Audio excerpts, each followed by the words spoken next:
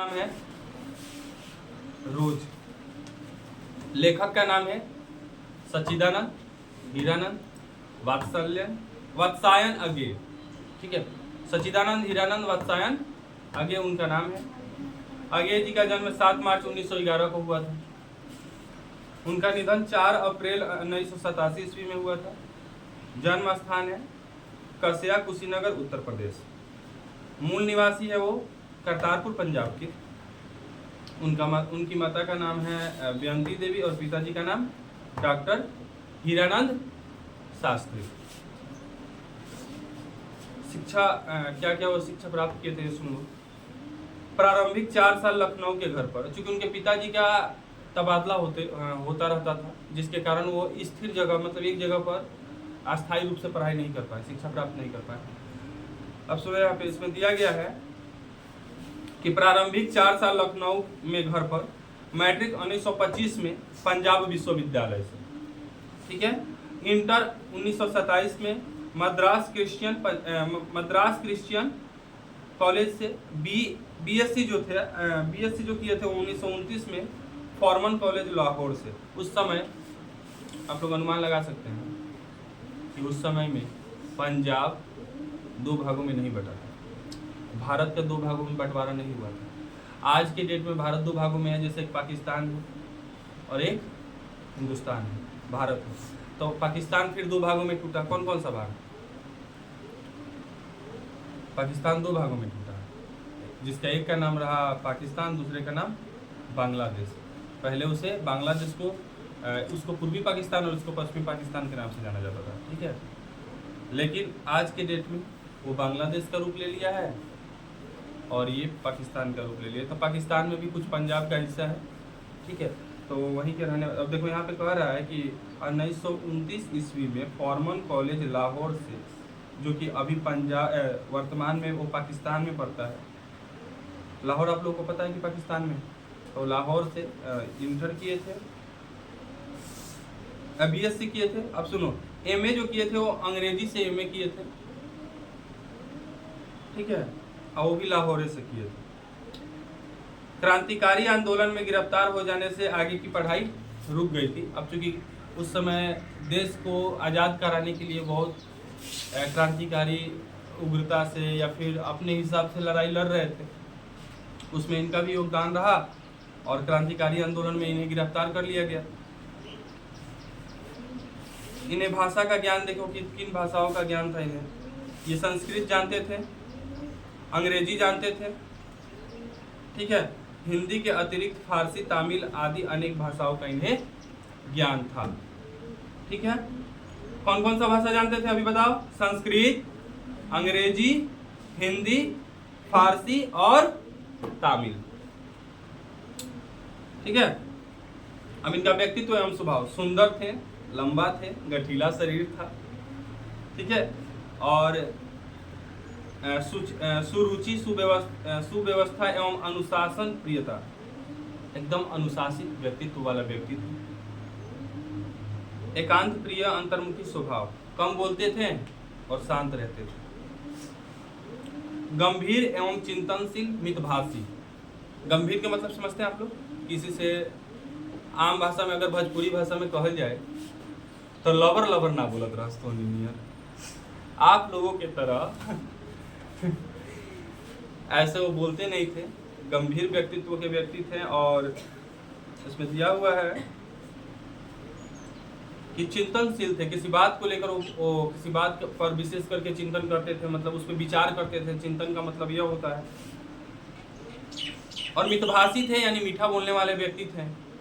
अब जैसे देखो, कहा जाता है ना कि अगर मीठा बोलोगी तो सब कोई तुमसे अट्रैक्ट होगा।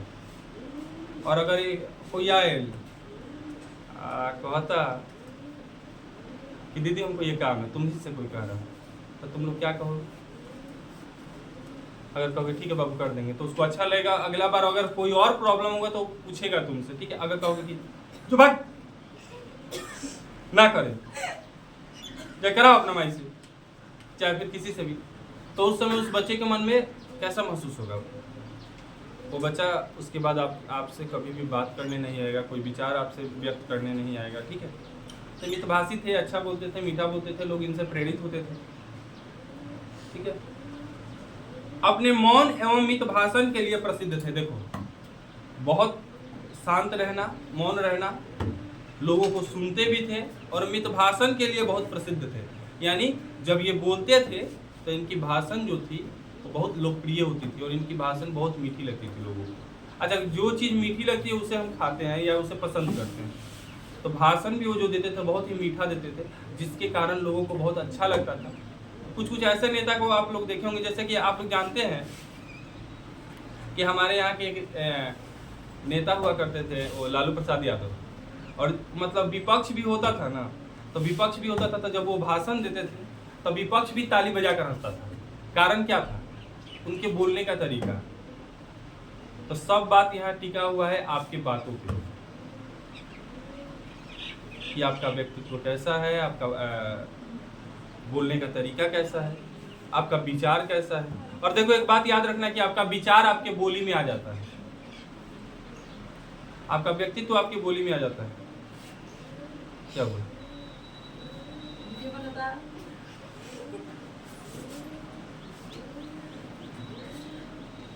उन्हें किन किन चीजों की रुचि थी? बागवानी करते थे, प्रयत्न करते थे, अध्ययन आदि में उन्हें विशेष रुचि थी, पढ़ाई वगैरह करने में, फोटोग्राफी में, हस्तकला में, यानी हाथ से किसी चित्र को बनाना या फिर किसी प्रकार की चीज़ों को बनाना। ठीक है, इन सारी चीज़ों की उन्हें बहुत ज़्यादा रुचि थी। शिल्प आदि में प्रवीणता।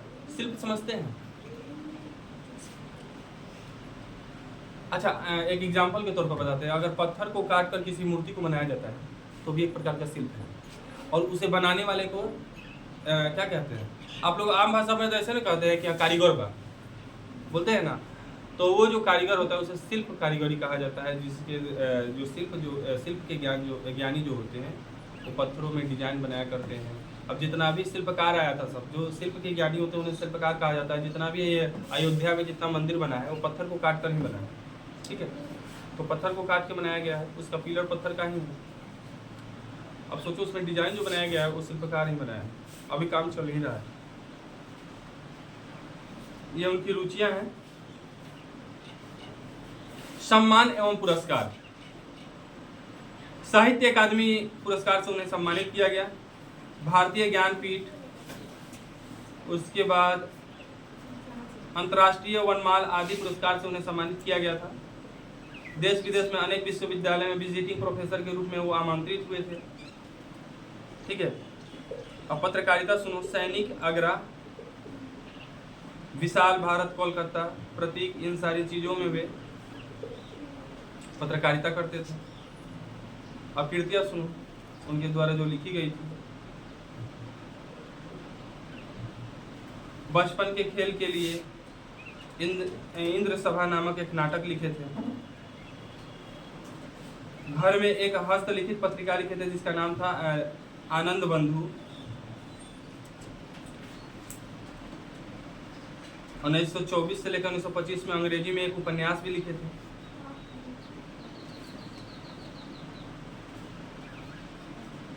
उत्तर प्रियदर्शी नाम का एक नाटक लिखे थे 1967 में। ये सारी चीजें उनकी कृतियां हैं, बहुत सारी कृतियों को लिखे थे। अब हम पाठ में चलते हैं, अब सुनिएगा ध्यान से। पाठ का नाम है रोज। लेखक है सच्चिदानंद, हीरानंद, वात्सायन, अगेय। ये जो पाठ है जिसे हम लोग पढ़ने जा रहे हैं, इसमें लेखक के द्वारा अपने दूर के रिश्तेदार एक बहन के पास जाने के बाद की घटना है। बचपन की बातों को याद करने की घटना को इसमें लिखा गया है। अब सुनो। दोपहर में उस सुने आंगन में पैर रखते ही मुझे ऐसा जान पड़ा मानो उस पर किसी सांप की छाया मंडरा रही हो। उसके वातावरण में कुछ ऐसा अकथ्य अदृश्य किंतु फिर भी बोझल और प्रकंपमय घना सा सन्नाटा फैल रहा था।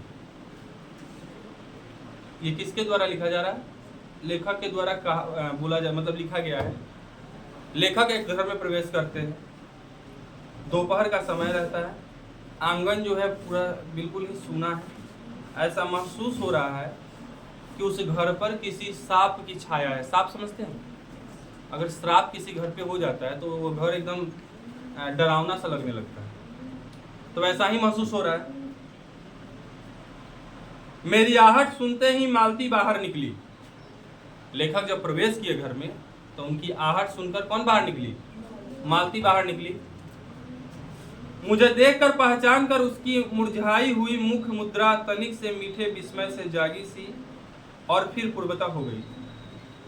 फिर पूर्वत हो गई, यानी इसका अर्थ क्या हुआ कि पहले उन्हें वो देखती है, पहले आती है कि कौन आया घर में, आकर देखती है तो देखती है कि लेखक आए हैं सच्चिदानंद।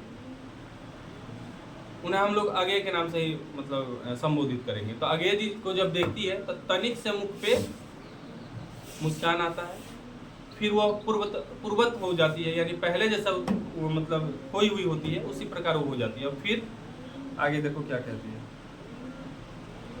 उसने कहा आ जाओ। किसने कहा? मालती ने कहा। किससे कहा? लेखक से कहा, जिनका नाम अगे है। अगे जी को क्या बोली? आ जाओ। अब सुनो यहाँ, और बिना उत्तर की प्रतीक्षा किए भीतर की ओर चली गई। मैं भी उसके पीछे हो लिया। इसका मतलब यह हुआ कि वो बोली। अब मतलब हम सपोज करो कि हम जा रहे हैं, हम किसी के घर पहुंचे, तुम आई देखी और तुम बोल रहे कि ठीक है आ जाओ, और चली गई। कुछ लोग ऐसे होते हैं कि ऐसे बोलने पर चल जाते हैं, वापस चले जाते हैं, लेकिन वहां लेखक क्या करते हैं? उनके पीछे पीछे उनके साथ जाते हैं। भीतर पहुंचकर मैंने पूछा, वे यहाँ नहीं है? वे यहाँ नहीं है का मतलब क्या हुआ? क्या तात्पर्य है वे यहाँ नहीं है से? इसका यह तात्पर्य हुआ कि लेखक द्वारा मालती से पूछा जा रहा है कि तुम्हारा पति कहाँ है? अब यहाँ देखो, अभी आए नहीं, दफ्तर में है, थोड़ी देर में आ जाएंगे, कोई 1:30-2 बजे आया करते हैं। ये जवाब मालती के द्वारा किसको दिया जा रहा है? आगे जी को दिया जा रहा है। कब के गए हुए हैं? कौन पूछा? कब के गए हुए हैं? लेखक पूछ रहे हैं। तो वो बोले कि सवेरे उठते ही चले जाते हैं। उठे लन और उठते चल जा लन। समझ रहे हो? अब इसका मतलब ये नहीं है कि और जगह नहीं जाते हैं, नित्य क्रिया से मुक्त होकर ही जाते हैं। तुम लोग बहुत राकस हो।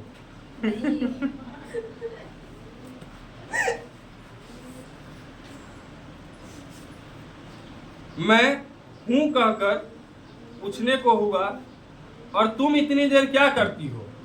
मतलब अब जो वो जाने कि यहाँ वो सवेरे उठते ही चले जाते हैं, तो जब किसी बात को जाना जाता है या पूछा जाता है तो उसका जब जवाब मिलता है तो हूँ चाहे हाँ ये सब बोला जाता है, तो हूँ करके उनके मन में एक विचार है कि मैं पूछूं कि इतनी देर तुम क्या करते हो? फिर सोचा आते ही एकाएक प्रश्न करना ठीक नहीं है। मैं कमरे के चारों ओर देखने लगा। मालती एक पंखा उठा लाई और मुझे हवा करने लगी। मैंने आपत्ति करते हुए कहा, नहीं मुझे नहीं चाहिए, पर वह नहीं मानी। बोली, वाह, चाहिए कैसे नहीं, इतनी धूप में तो आए हो। यहाँ तो लिख के ... दर्शाया गया है, अर्थात कहने का तात्पर्य यह है कि यहाँ तो एक पंखा भी नहीं है। अब सुनो क्या होता है। आप लोग देखे होंगे पुराने जमाने के पिक्चर में, अब तो नए में एसी और कूलर बा, तो पुराने ज़माने के पिक्चर में देखे होंगे कि जब कोई आता था रिश्तेदार से तो उन्हें बैठाया जाता था, पानी दिया जाता था, और पंखा लेकर एक महिला बैठकर उन्हें हाँकती थी या फिर डोलाते रहती थी पंखा। ठीक है। अब क्या है कि जब वो पंखा लेकर आती है और हाँकने लगती है, कौन? मालती। तो लेखक द्वारा आपत्ति जताया जाता है। लेखक क्या बोल रहे हैं? नहीं, रहने दो, कोई आवश्यकता नहीं है इसका। तो अब सुनो, चूंकि मालती जो थी वो जस्ट लाइक एक लड़की है हमारे क्लास में, काजल कुमारी, उसी के तरह थी। ठीक है। वो क्या कहती है, हाँ नू तारा कहला से नू हम छोड़ दें, हकबे करें। आता ना धूप, इसका कहने का तात्पर्य यह है कि इतने धूप में आए हो और तुम कैसे कह रहे हो, मना कर रहे हो कि मुझे मत हाँको, मैं हक मतलब मैं हाँकूंगी। देखो हम लोग जिस भाषा में बोलते हैं, जिस भाषा से ज़्यादा रिलेट करते हैं, तो उसमें बोलने में थोड़ा क्या होता है, कठिनाइयाँ नहीं होती और आम भाषा को समझने में भी बहुत मज़ा आता है। अब अगर हिंदी में हम समझाएंगे तो इस पार्ट में कुछ मज़ा नहीं आएगा, कुछ तो थोड़ा डालना पड़ेगा अपना। तो सुनो, अब इसके बाद जब कहानी में हम लोग अंदर जब प्रवेश करेंगे तो इतना मजा आएगा। हाँ, बहुत सारी बातों को आप लोग जानिएगा और बहुत ही मजा आएगा। ठीक है, अब देखो उसके बाद क्या होता है, पर वह मानी नहीं, बोली वाह चाहिए कैसे नहीं, इतनी धूप में तो आए हो, यहाँ तो पंखा भी नहीं है। मैंने कहा अच्छा लाओ मुझे दे दो, मैं खुद ही हाँक लूंगा। वह शायद ना करने वाली थी, पर तभी दूसरे कमरे से शिशु के रोने की आवाज सुनकर उसने चुपचाप पंखा मुझे दे दिया और घुटने पर हाथ टेक कर एक थकी हुई हूं करके उठी और भीतर चली गई। अच्छा सुनो, आप लोग देखे होंगे कि जितने भी बुजुर्ग महिलाएं होती हैं, तो जब वो उठती हैं तो ठेहुना पर या धरती को पकड़ेगी और ऊँ आँख करके ही उठेगी। अच्छा ऊँ से एक बात याद आया, एक 9th क्लास का बच्चा है अनूप कुमार, आप लोगों को आप लोग पहचानते हैं, जिससे काजल का युद्ध हुआ था। हाँ। तो वो लड़का एक दिन बैठा था, तो तुम ही लोग के क्लास में बैठा था, तुम लोग शायद नहीं आई थी, 2-3 ही बच्ची आई थी। तो उस दिन वो अपने घर के बारे में बता रहा था, तो बोल रहा था कि मेरे घर के पास एक बांस का वो क्या क्या कहते हैं, बसवारी है। तो बोला था उस बसवारी में वो भूत है। तो हम लोग पूछे तो भूतवा बोलेला, तो बोल रहा है हाँ बोलेला। तो कैसे बोलेला? तो कह रहा है कि भूतवा ऊ करेला। हम कहते वो भूत के का बह रहे, लूज मोशन हो गए रहे, तू पूछत रहे। ठीक है, तो ये ऊँ करके जो उठ रही है उस पे ये बात को हम लोग जोड़े हैं। तो जो बुजुर्ग महिलाएं होती हैं वो उठती है, तो उठने से पहले एक सांस लेती है, उसके बाद उठती है। ठीक उस बुजुर्ग महिला की तरह इसका हाल हो गया है। किसका? मालती का। अब देखो इसके व्यक्तित्व पे जाओगे, इसके शरीर पे जाओगे, तो तुम्हें महसूस होगा कि वो कितनी कठिनाइयों का सामना कर रही है। आप लोगों को पता होगा कि एक महिला अपने जब मायके रहती है तो बहुत खुश रहती है, हंसती है, खेलती है, कूदती है, पढ़ाई करती है, माता पिता के कभी कभी बातों को भी नहीं मानती है। उसे उतना डर नहीं होता है जितना कि किसी दूसरे के घर जाने पे होता है। तो जब वो महिला किसी दूसरे के घर जाती है, उसके बाद उसका जीवन का पहला पड़ाव शुरू होता है और उन सारी कठिनाइयों को वो सामना करती है, जो ज़िंदगी में कभी उस कठिनाइयों के नाम भी नहीं सुनी होगी या फिर देखी भी नहीं होगी। इस सारी बातों को हम इस पाठ के माध्यम से समझेंगे। इस पाठ को अगर अच्छी तरह से आप लोग समझिएगा तो अपने जीवन के हर एक पहलू को इससे जोड़ पाइएगा। ये कहानी, ये पाठ हमारे जीवन के हर एक पहलू को इस प्रकार से दर्शाएगा जैसा महसूस होगा कि हाँ एक्चुअल में ऐसा ही होता है, जीवन यही है। ये 2 व्यक्ति के बीच की कहानी या 3 व्यक्ति के बीच की कहानी दर्शाया गया है, लेकिन ये कहानी हर एक लड़की की है। अगर आप लोग समझने की कोशिश कीजिएगा तो ये कहानी इतनी मार्मिक है कि अगर इस कहानी में आप लोग जब प्रवेश कीजिएगा ना अंदर, तो आप लोगों के मन एकदम क्या हो जाएगा, इस कहानी को लेकर मंत्रमुग्ध हो जाएगा और करुणामय हो जाएगा विचार। आप लोग सुनिए।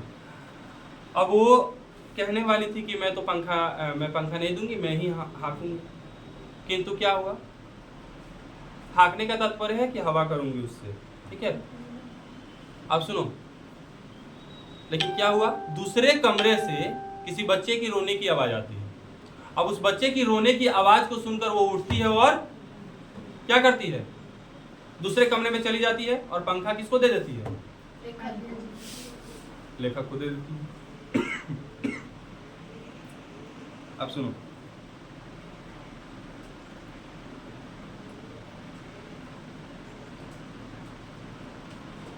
और देखो वो ऐसी स्थिति में है कि अगर उसे उठना भी पड़ रहा है तो ऊँघ करके उठना पड़ रहा है, एक थकी सी महसूस हो रही है। और जब वो जाती है ऊँघ करके, उठ के जब कमरे में जाती है बच्चे को उठाने के लिए, तो उसके जाते हुए दुबले शरीर को देखकर सोचता रहा यह क्या है, यह कैसी बला है, यह कैसी छाया इस घर पर छाई हुई है कि इस घर में रहने वाले व्यक्ति के शरीर पे भी कुछ अच्छा नहीं दिख रहा, अच्छा नहीं लग रहा। मालती मेरी दूर के रिश्ते की बहन है। देखो यहाँ पे मालती को स्पष्ट किया जा रहा है। मालती कौन है? लेखक के दूर के रिश्ते की बहन है, किंतु उसे सखी कहना ही उचित है। लेकिन वे बचपन से ही एक साथ खेले हैं, एक साथ पढ़े हैं, एक साथ लड़ाइयाँ हुई हैं। किसी को पीटना होता था तो दोनों मिलकर पीटते थे, है ना, और आपस में लड़ाइयाँ होती तो दोनों करते थे। खाना होता था तो साथ में खाते थे, खेलते थे।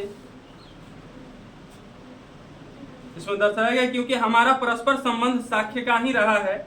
हम बचपन में इकट्ठे खेले हैं, इकट्ठे लड़े हैं और पीटे हैं। हमारी पढ़ाई भी बहुत सी इकट्ठी ही हुई थी। हमारे व्यवहार में सदा साक्ष्य की स्वेच्छा और स्वच्छंदता रही है। वह कभी भ्रातृत्व के या बड़े छोटेपन के बंधनों में नहीं गिरा। इसमें रिश्ता भाई बहन का है, किंतु लेखक और मालती के बीच का जो संबंध था वो तो भाई बहन का था, किंतु ये संबंध भाई बहन की तरह नहीं दिखता था, एक दोस्त की तरह दिखता था। वे दोनों एक दोस्त की तरह रहते थे। लड़ाइयाँ होती थी, किसी से मारपीट होती थी तो सभी साथ में करते थे। पढ़ाई तक साथ में हुआ, बहुत सारी पढ़ाई, जैसे कि मान लो कि जो भी उच्चतर शिक्षा था वो साथ में ही लिए, उसके बाद वो अलग हो गए। उसके बाद सुनो, और इन लोगों में ये नहीं था कि तुमसे मैं बड़ी हूँ चाहे मैं बड़ा हूँ तो तुम हमसे ऐसे बात मत करो, तुम ऐसे बात नहीं कर सकते हो, ऐसा कुछ भी नहीं। ठीक है, मैं आज कोई 4 वर्ष बाद उसे देखने आया हूं। लेखक और मालती के बीच 4 वर्ष बाद उन लोगों का आपस में मतलब मिलन हो रहा है, या फिर वो आ रहे हैं उनसे मिलने के लिए। हमारे व्यवहार में सदा साक्ष्य की, ये तो मैं बोल दिया था पहले। जब मैंने उसे इससे पूर्व देखा था तब तो वह लड़की ही थी, अब वह विवाहिता है, एक बच्चे की माँ भी है। अब सुनो, इससे पहले जब 4 साल पहले जब उनसे मुलाकात हुई थी तो उस समय वो लड़की थी, मतलब इसे समझ सकते हैं कि शादी विवाह नहीं हुआ था, लेकिन अब वो विवाहिता है और एक बच्चे की माँ है। अब मजा अब यहां से शुरू होगा इस पाठ में। ये पाठ देखो, जैसे जीवन है ना कि हमें कभी खुशी होता है, आदमी हंसता है, कभी रोता भी है, कभी दुख का सामना भी करना पड़ता है। इन सारी चीजों से हमारा जीवन जुड़ा हुआ है। ये कहानी भी इसी से जुड़ा हुआ है। इसमें हंसी भी है, विचार करुणामय भी हो जाएगा, शरीर पर दुख का प्रभाव भी दिखाया गया है, और एक पत्नी का पति के प्रति क्या विचार होता है यह भी प्रदर्शित किया गया है, क्या व्यवहार होता है यह भी प्रदर्शित किया गया है। देखो, आप जीवन में बहुत क्या कहते हैं, बहुत ऊंचाइयों को छू लो, लेकिन जो पत्नियां होती है ना, वो आप कितने भी बड़े समाज में, कितने भी बड़े हो, किसी भी पद पे हो, लेकिन घर पे आपका इज्जत वही होगा जो एक आम इंसान का होता है। समझ रहे हैं? इस कहानी में आपको मिलेगा आगे कि जब वो डॉक्टर साहब आते, वो डॉक्टर रहते हैं, इनके पति, उनका नाम रहता है महेश्वर। तो जब वो क्लिनिक से आते हैं तो कहते हैं कि अभी वो इनके द्वारा पूछा जाता है, चूंकि पूरे पाठ को तो पढ़ा नहीं पाएंगे, बहुत बड़ा पाठ है, लंबा चौड़ा है, तो इसको हम आगे देखेंगे। तो पहले कुछ सारांश के तौर पे बता दूं। लेखक द्वारा पूछा जाता है कि कहाँ गए थे आप, क्या करते हैं? तो इस यही बगल वाले गांव में डिस्पेंसरी का डॉक्टर है। तो आज लेट कैसे हो गई? तो उनके द्वारा जवाब दिया जाता है कि आज मरीजों की संख्या कुछ ज़्यादा ही थी, 2 का टांग काट के आया हूँ और 2 को रेफर करके आया हूँ। ये बात सुनते ही मालती के शरीर में ऐसा महसूस होता है जैसे आग लग गया। अब वहाँ से वो जहर उगलती है, यानी अब क्या कहती है देखो, कहती है कि ऐसा डॉक्टर मैंने जीवन में कभी नहीं देखा जो केवल हाथे पैर काटता है, लोगों को लूला लौंगर बनाकर छोड़ देता है। बताओ तो कि इस दुनिया में, अच्छा क्यों काटा गया था पूछा गया तो वो बता रहे हैं कि कांटा चुभ गया था तो उसे एक बीमारी होता है। कौन सा बीमारी? नहीं, टिटनेस नहीं था, वो कौन सा बताए थे हम? नहीं। अच्छा आगे पार्ट जब पढ़ेंगे हम लोग तब जानेंगे। हाँ दिया होगा तो है।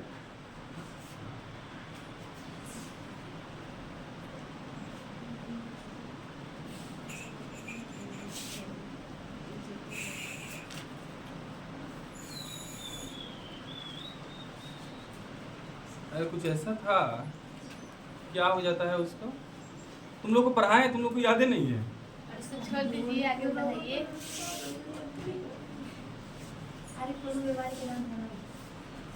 अरे कुछ ऐसा है, आगे पढ़ेंगे तो हम लोगों को मिलेगा। तो उसमें इलाज बढ़िया से कर छोड़ के वो पैरवे काट के बिक देते हैं, फेंक देते हैं।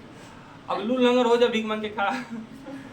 तो इस पे मालती द्वारा बहुत सारा खरी खोटी सुनाया जाता है।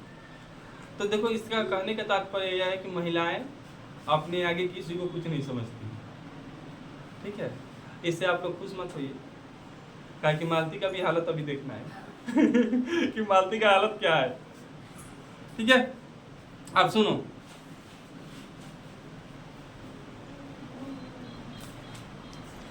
हाँ क्या मैं बोल रहा था पहले,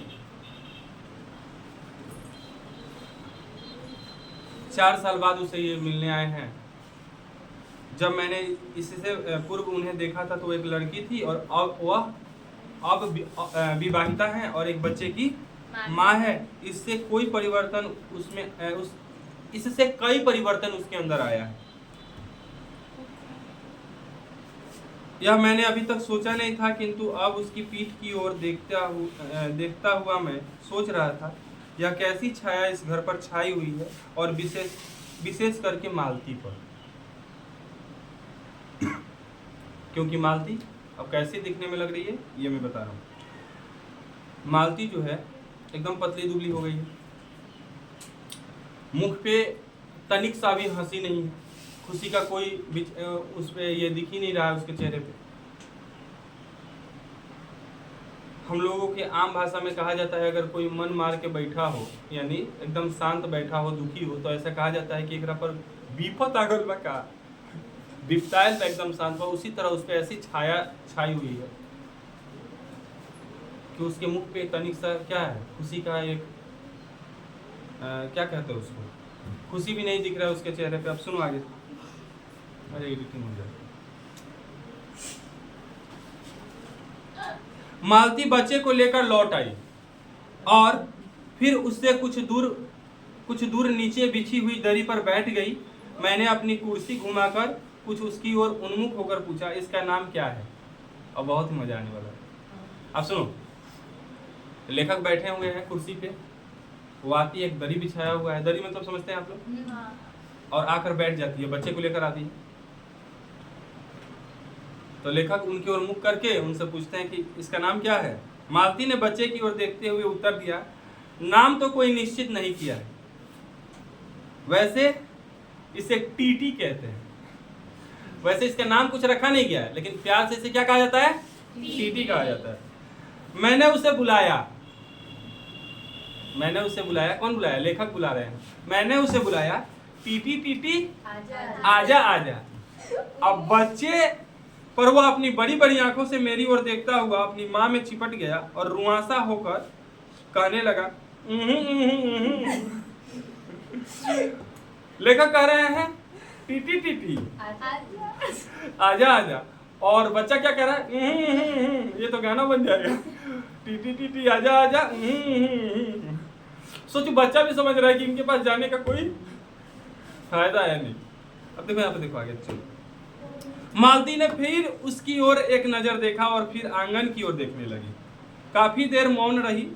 थोड़ी देर तक तो वो मौन आकस्मिक ही था, जिसमें मैं प्रतीक्षा में था कि मालती कुछ पूछे, किंतु उसके बाद एकाएक मुझे ध्यान हुआ मालती ने कोई बात ही नहीं की। यह भी नहीं पूछा कि कैसा हूँ, कैसे आया हूँ, चुप बैठी है, क्या विवाह के 2 वर्ष में ही वह बीते दिन भूल गई। सुनो, अब वो शांत बैठी हुई है। लेखक के द्वारा बच्चे को बोला जाता है कि टीटी टीटी आजा आजा। बच्चे द्वारा लेखक को कहा जाता है इसके बाद मालती चुपचाप बैठी हुई है, लेखक भी चुपचाप है। लेकिन कुछ देर के बाद उन्हें एकाएक याद आया कि अरे कब इतना दूर से आया हूँ, ये भी नहीं पूछिए कि कैसे हो, कैसे आए हो, हमारा समाचार भी नहीं पूछ रही है, हाल भी नहीं पूछ रही है, ऐसा क्या इस पे हो गया,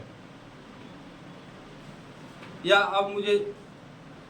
अब मुझे दूर इस विशेष अंतर पर रखना चाहती है, या फिर वो मुझे अपने से दूर रखना चाहती है उस बातों को। जैसे पहले हम लोग थे, जैसे हर एक दुख कष्ट हंसी वाली सारी बातें एक दूसरे से शेयर करते थे, आज वो कर नहीं रही। क्या वो भूल गई वो दिन जब हम लोग एक साथ खेला करते थे, कूदा करते थे, मारपीट किया करते थे, और आज हमसे बात तक नहीं कर रही, हमारा हाल तक नहीं पूछ रही। देखो, लोगों के विचार जो होते हैं समय के साथ बदलते रहते हैं। आप लोग जिस तरह से अभी हैं, हो सकता है कि आने वाले 2, 4, 5 साल के बाद आप लोगों का भी स्थिति कुछ अलग हो जाए। समय के साथ मनुष्य में परिवर्तन आता है, उसके विचारधारा में परिवर्तन आता है। अब देखो, एक बात याद रखना, मैं हमेशा कहता हूँ कि बचपना को छोड़ना मत, भूलना मत, क्योंकि जैसे बड़े होते जाओगे और बचपना को छोड़ दोगे ना, तो आप पे इतनी कष्टें आएंगी, मतलब समझ सकते हो कि देखो, आप लोग जिस बड़े बड़े लोगों को देखे होंगे जितने फाइनेंशियल बहुत मजबूत है, जैसे मान लो कोई बिजनेसमैन को देखिए, वो कभी भी उस बचपना को नहीं जिएगा। एक आम आदमी को देखो, वो क्या करेगा। इसका मतलब ये नहीं है कि हम कुछ काम ही नहीं करेंगे, इसका तात्पर्य यह है कि काम भी करना है और अपने जीवन को भी जीना है। और वहाँ देखो, वो केवल टेंशन में ही रहेगा कि मेरा बिजनेस कहीं ये मत हो जाए, गिर मत जाए उसका वैल्यू, हमारा बिजनेस चले बहुत अच्छा से, उसी के टेंशन में वो रहेगा, किसी से बात करते रहेगा, कुछ वो उस जिंदगी को नहीं जी पाएगा। लेकिन एक जो आम आदमी होता है, जो मजदूरी करता है या किसी कंपनी में काम करके अपना जीवन यापन करता है, वो जब घर आएगा ना, तो कभी देखना कोई बहुत बड़े बड़े लोग भी बच्चों के साथ खेलने लगते हैं। वो अपने उस अस्तित्व को भूल जाते हैं कि हम बड़े हैं, हम कितने बच्चे के बाप भी हैं, उसको भूलकर एक बच्चे के साथ खेलने लगते हैं, क्योंकि उनकी बचपना वो उनके अंदर रहती है। और थोड़े देर के लिए वो सारे कुछ भूल जाते हैं, वो सारे कष्ट भूल जाते हैं और उस बचपना में लीन हो जाते हैं। तो ये सारी बातों को याद करा रहे हैं लेखक, अपने मन में विचार अभी कर रहे हैं कि वो सारे दिन भूल गई, आज हमसे हाल तक नहीं पूछ रही। अब देखो यहाँ पे क्या होता है।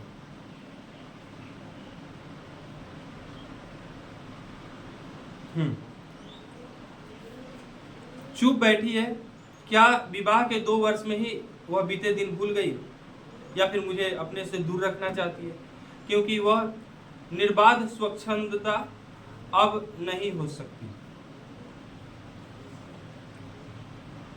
पर फिर भी ऐसा मौन जैसा अजनबी से भी नहीं होना चाहिए, ऐसा मौन भी नहीं रहना चाहिए। ये तो मुझे जानती है, बचपन में खेली है, और इस प्रकार मौन है जैसे मैं अजनबी हूँ।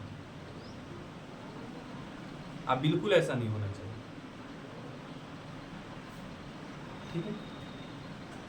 लेकिन कुछ ऐसे कारण भी होते हैं जिसके कारण मनुष्य बहुत गंभीर हो जाता है। समय, देखो एक बात हम हमेशा आप लोगों को समझाते हैं, तुम्हें तो विशेष करके समझाते हैं कि देखो, समय के समझाने से पहले तुम संभल जाओ, नहीं तो समय जब संभालता है और समय जब सिखाता है तो बहुत कष्ट होता है। उसके बाद मनुष्य बहुत गंभीर हो जाता है। तो समय से पहले अगर समझ जाओगी तो कष्ट उतना नहीं होगा, लेकिन जब समय समझाएगा ना तो तुम्हारा वाट लगा देगा। बहुत लोग ऐसे भी होते हैं कि समय के समझाने पर वो जीवित ही रहना नहीं चाहते। समय के समझाने का तात्पर्य यह है कि कष्ट इतना होगा कि आप देखो, पहले क्या है कि इस समय में आप लोग उस कष्ट को जिए नहीं हैं, उस समय को देखे नहीं हैं, क्योंकि आप लोग ये नहीं समझ रहे हैं कि किस कष्ट से हमें पढ़ाया जा रहा है, किस कष्ट से हमें आगे बढ़ाने के लिए गार्जियन हमें प्रेरित कर रहे हैं, वो कितना मजदूरी करते, दिक्कत सह रहे होंगे, कैसे कैसे पैसे काट के हमें पढ़ा रहे हैं। हम लोग क्या समझते हैं, सर जी रउरा पैसा मिला था नू, रउरा चुपचाप पढ़ाई। आजकल का ये बच्चों का ये होता है, जवाब होता है। लेकिन ये नहीं समझते हैं कि उस पैसे को देने के लिए माता पिता कितना कष्ट करते हैं। हम एक लड़की के घर गए तो उसका नाम नहीं बताएंगे, हमें जाते ही ऐसा महसूस हुआ, मतलब मन अंदर से करुणामय हो गया। और उस लड़की को मैं कितना समझाता हूँ लेकिन वो समझने की कोशिश नहीं करती। मैं चाहता हूँ कि वो आगे बढ़ जाए। शिक्षा लेने का मतलब यह नहीं है कि मुझे सरकारी नौकरी ही हो। शिक्षा लेने का अर्थ यह है कि मुझे ज्ञान इतना जरूर हो कि मैं कभी भी कहीं भी किसी दूसरे पे डिपेंडेंट नहीं रहूँ। अब सरकारी नौकरी हुआ तभी पढ़े हैं, अरे पढ़ी लिखी रहोगी तो छोटे बच्चे को भी पढ़ाकर अपना जीवन यापन कर सकते हैं। मान लो हो सकता है कि पति अच्छा ना मिले, या फिर जिसका अब जो लड़का भी है तो लड़का ये समझना मत कि मैं तो जाऊंगा किसी कंपनी में कमा के खा लूंगा। और मान लो कि तुम माँ बाप का अकेले हो, यहाँ माँ बाप है, परिवार है, एक बहन भी है, सपोज करो, तो तुम कैसे बाहर जाओगे? यहाँ कौन देखेगा? और सभी बीमार है, माता पिता अगर बीमार है तो कैसे, क्या होगा फिर? अगर शिक्षित रहोगे तो यहाँ भी कुछ रोजगार कर लोगे। देखो शिक्षा हर एक क्षेत्र में काम देता है। मैं एक व्यक्ति को जानता हूँ क्या, मैं बता रहा हूँ, चाहे एक बात जान लो, मैं ये बात अभी तक किसी से नहीं बोला। मैं आज से कुछ साल पहले, साल या 2 साल पहले मैं बता रहा हूँ, 2 साल 3 साल पहले मैं बता रहा हूँ, मैं एक जगह गया था। मेरा यहाँ पे बाढ़ आया था, आप लोगों को पता है? जब बाढ़ आया था उस समय शायद कोरोना का दौर था ना, बाढ़ के समय पे कोरोना का दौर था, लोग बच्चे को पढ़ा नहीं रहे थे। एक आध घर में पढ़ाता था तो 1500 या 2000 का महीना मिलता था, तो दो घर में पढ़ाते थे, 3000 या 3500 4000 रुपये कमाता था। मुझे लगा कि इससे तो कुछ होने वाला है नहीं। मैं यहाँ से चला गया एक व्यक्ति के पास, ये बात मैं किसी से नहीं बताया हूँ, आज तक मेरी माँ भी नहीं जानती, आज आप लोगों के पास बोल रहा हूँ। तो मैं गया तो एक मेरे मित्र हैं, अब उनका भी नाम नहीं लेना चाहता हूँ। वो मित्र मेरे लिए बिजनेस बोले कि मतलब कोरोना में सबसे ज़्यादा बिजनेस किस चीज़ का हो रहा था? सब्जी का हो रहा था। तो सब्जी के लिए मुझे एक वो क्या कहते हैं, ठेला वगैरह जिसे रेडी बोला जाता है, ठेला लेकर दिए, उस पर मैं सब्जी बेचने निकला। मैं बहुत कष्ट किया हूँ, मतलब आप लोगों को बता दूँ तो आप लोगों को लगा कि अरे सभे हुए कहलाए। वो कुछ दिन पहले एक वीडियो वायरल हुआ था, उसमें एक बच्चा कह रहा है कि मैं जब डॉक्टर बन जाऊंगा ना, तो मैं जब इंटरव्यू दूंगा तो मैं बोलूंगा कि मेरे दादाजी जब बीड़ी पिया करते थे तो उससे जो रोशनी होती थी उसमें बैठ के हम पढ़े। तो ठीक उस प्रकार से हमारी बातों को मजाक में मत लीजिएगा। मैं जब 8वीं कक्षा में था तब से पढ़ा रहा हूँ। आप लोगों को विश्वास नहीं होगा तो गाछी 7वीं या 8वीं कक्षा से मैं पढ़ा रहा हूँ। ये गाछी से, जिस रास्ते से आप लोग राहिमपुर गाछी से जाते हैं, वहाँ पर जाकर पूछिएगा। मैं उस उम्र से पढ़ा रहा हूँ।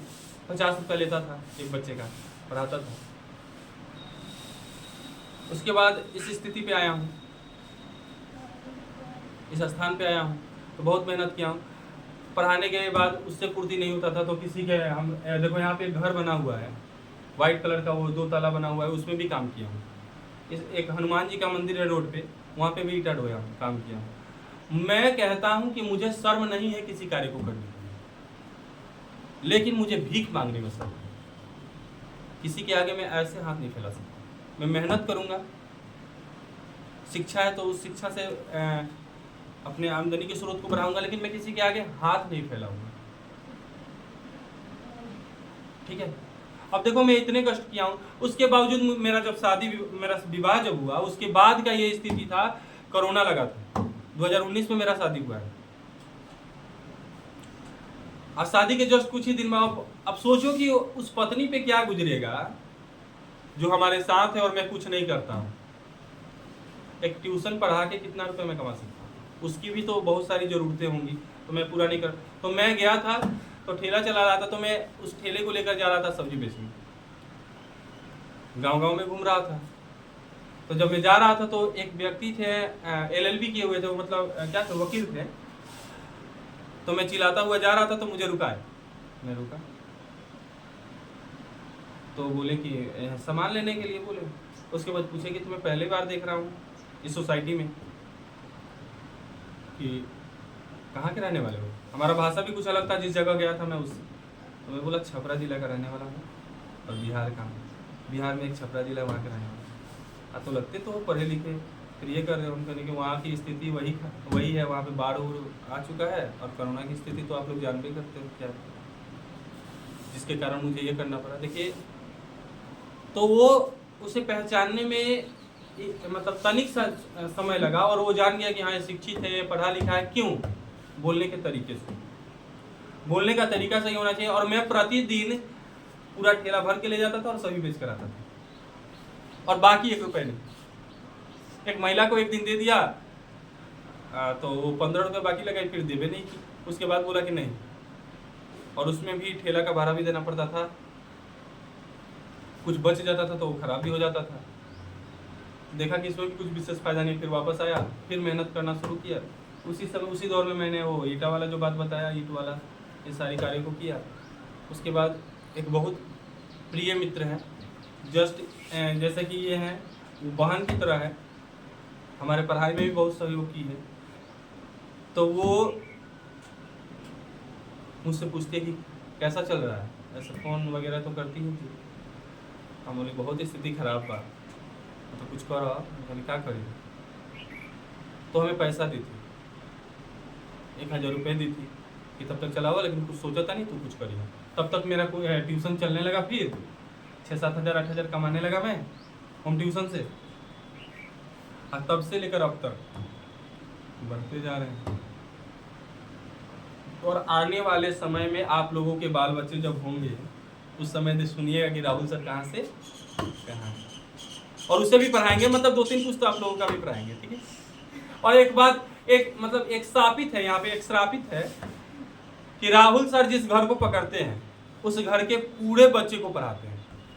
हाँ, किसी भी घर को पकड़ ले, यहाँ पे आप किसी के घर में चले जाइए, गाछी में किसी के घर में चले जाइए, ग्यासपुर में किसी के घर में चले जाइए, जिस घर में पढ़ाया हूँ पूरे घर के बच्चे को पढ़ाया हूँ। तो यहाँ बात कहाँ से हम लोग इधर मुड़े थे? मालती उनसे पूछ नहीं रही है, इस बात का उन्हें दुख है। सुनिए, मैंने कुछ खिन्न सा होकर, यानी गुस्सा होकर, दूसरी ओर देखते हुए कहा, जान पड़ता है तुम्हें मेरे आने से कुछ खास प्रसन्नता नहीं हुई, यानी हमरा आयला से तहरा ऐसा कोनो खुशी ज्यादा नहीं के भाई। उसने एकाएक चौंक कर कहा, अब इस हूं का, यह हूं जो था वो प्रश्नवाचक था। इससे यह स्पष्ट नहीं हो रहा था कि सच में वो बोल रही है कि हाँ तुम्हारे आने से कोई खुशी नहीं हुआ, या फिर वो कहना चाह रही है कि चला ना, झूठ बोला था, खुशी भइल बा। यह प्रश्नवाचक था। किंतु इसलिए नहीं कि मालती ने मेरी बात सुनी नहीं थी, केवल विस्मय के कारण। इसलिए मैंने अपनी बात दोहराई नहीं, चुप बैठा रहा। मालती कुछ बोली ही नहीं। तब थोड़ी देर बाद मैंने उसकी ओर देखा, वह मेरी ओर देख रही थी, किंतु मेरे उधर उन्मुख होते ही उसने आंख नीचे कर ली। अच्छा, जिसे आप बचपन से साथ में खेले हैं, देखे हैं, अगर वो जाए तो सबसे पहले आप उसे देखते हैं कि अरे कैसन होकर कैसन रहे, और वो इनको देख रहे हैं कैसन रहे, कैसन हो गई। इस कहानी को जब पढ़िएगा आगे तो बहुत ही मजा आएगा। जय श्री राम, हर हर महादेव, भारत माता की। आज की सेवा यहीं तक।